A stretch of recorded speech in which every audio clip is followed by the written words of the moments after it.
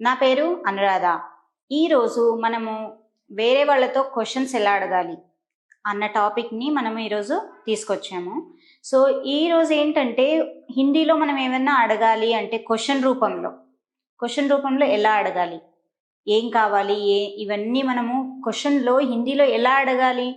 అడగడానికి ఒక పదం అంటూ ఉంటుంది కదా, క్వశ్చనింగ్గా అడగడానికి ఆ పదం ఏంటి, ఆ పదాన్ని మనం ఎలా వాడాలి, ఏంటి ఆ పదాలు, ఒకటే పదం ఉంటుందా లేదంటే చాలా పదాలు ఉంటాయా. సో ఇలా మనము ఆలోచిస్తూ ఉంటాం కనుక అవి మనం అడగకుండా ఆగిపోతాం. సో ఏమీ లేదు, కొన్ని పదాలు మాత్రమే ఉన్నాయి క్వశ్చన్ రూపంలో ఎలా అడగాలో, అవి ఈరోజు నేను మీకు చూపిస్తున్నాను. చూద్దామా మరి. ఫస్ట్ వన్ వచ్చేసి క్యా. క్యా అంటే ఏమిటి.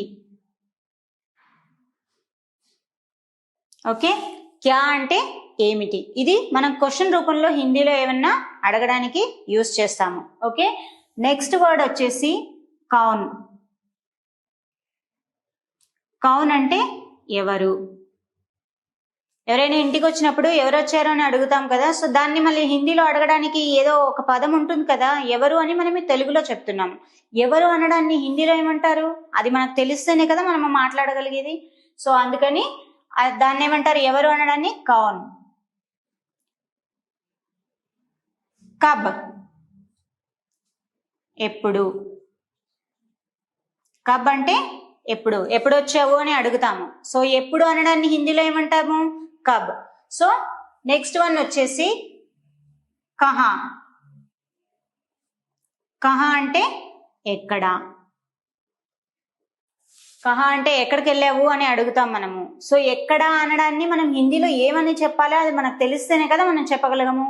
సో అందుకని కహా అన్నది మనము యూజ్ చేస్తాము. కైసే. కైసే అంటే ఎలా. ఓకే, కైసే హువా, ఎలా అయింది, ఎలా జరిగింది, ఇవన్నీ అడుగుతూ ఉంటాం.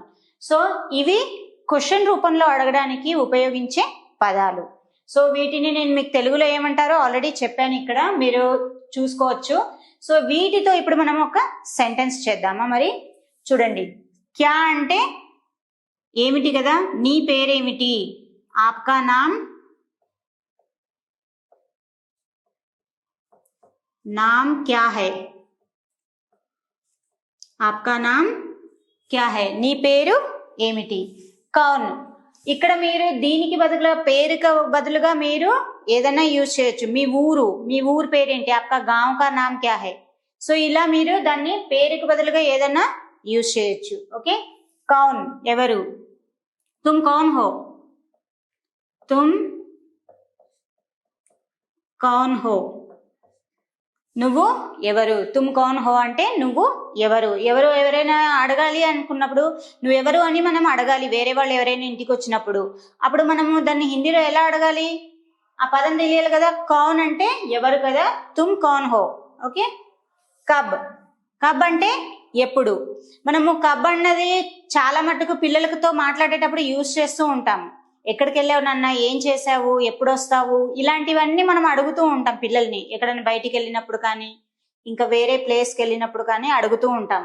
సో ఎప్పుడు అనడాన్ని హిందీలో ఏమనలో తెలియదు కదా, సో అందుకని ఆ పదాన్ని మీకు చెప్తున్నాను. కబ్. తుమ్ కబ్ ఆ రహే హో.